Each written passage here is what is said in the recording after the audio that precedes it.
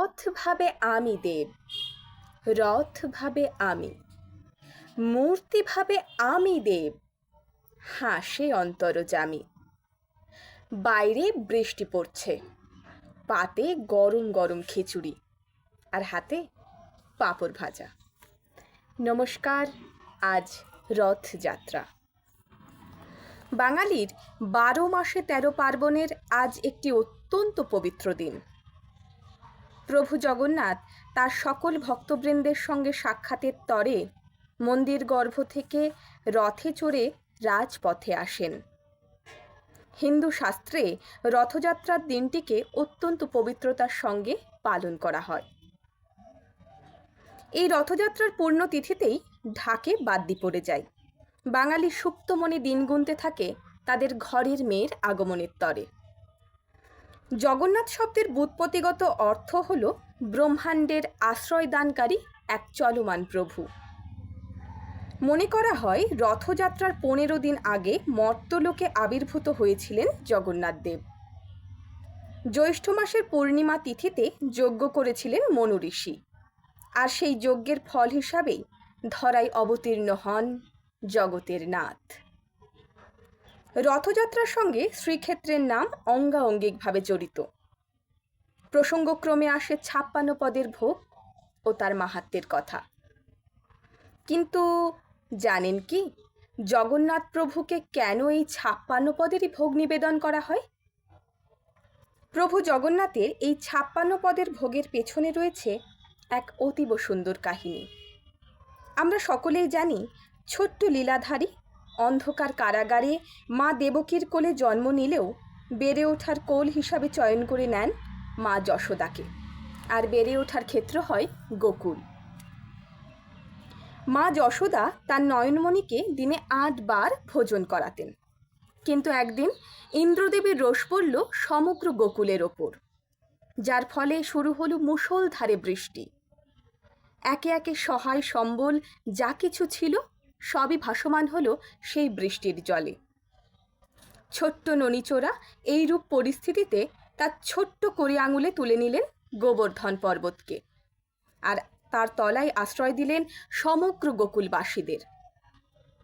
এই অবস্থা প্রায় 7 দিন চলতে শুরু করল। এদিকে মা যশোদা বড়ই উতলা হলেন তার কানাইয়ের জন্য, কারণ সে এতদিন অভুক্ত। তাই তিনি ঠিক করলেন, ছোট্ট মাখনচোর যা যা খেতে ভালোবাসেন তা তিনি 7 দিনের হিসাবে 8 বার করে দেবেন। অতঃপর ইন্দ্রদেব নিজের রোষ সংবরণ করে ভগবান বিষ্ণুর কাছে ক্ষমা প্রার্থনা করলেন। পৃথিবী শান্ত হলো, আর এখান থেকেই এই 56 পদের ভোগের উদ্ভাবন ঘটল।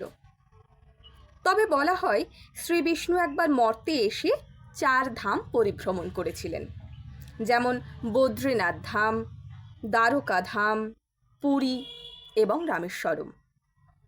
তিনি প্রথমে হিমালয়ের বদ্রীনাথ ধামে স্নান করেন, তারপর গুজরাটের বদ্রীনাথ ধামে বস্ত্র পরিধান করেন, এরপর ওড়িশার শ্রীক্ষেত্রে ভোজন সারেন এবং রামেশ্বরমে বিশ্রাম গ্রহণ করেন। প্রভু যখন নিজেই শ্রীক্ষেত্রে এসে ভোজন করার কথা মনস্থ করেছিলেন, সেখানে অভিনবত্ব থাকবে না, এও কি সম্ভব? শ্রীক্ষেত্রের রন্ধনশালার পৃথিবী বিখ্যাত। এখানে প্রায় 752টি উনুন সারাদিন প্রজ্বলিত থাকে। বহু মানুষ ভোগ আয়োজনে নিয়োজিত থাকেন।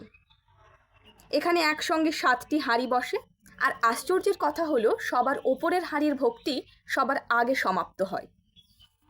প্রভু জগন্নাথ দেবকে সর্বপ্রথম বাল্যভোগ নিবেদন করা হয়, এরপর থাকে রাজা ভোগ, দুপুরে থাকে অন্নভোগ, সন্ধেয় দারুদেবকে দই লেবু দিয়ে পান্তা ভাত মেখে দেওয়া হয়, সাথে থাকে নানা প্রকার ভাজা মিষ্টি।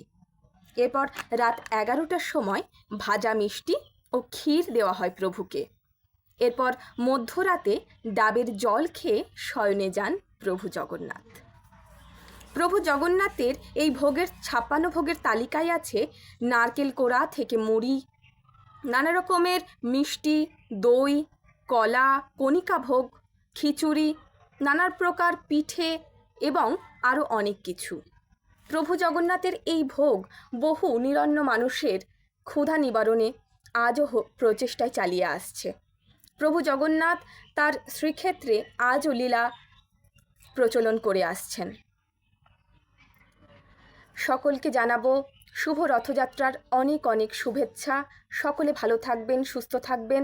আর আমার এই ভিডিওটি যদি আপনাদের ভালো লেগে থাকে তাহলে অবশ্যই অনুরোধ করব আমার পেজটিকে ফলো করে নেবার জন্য, যদি কেউ ফেসবুক থেকে দেখেন।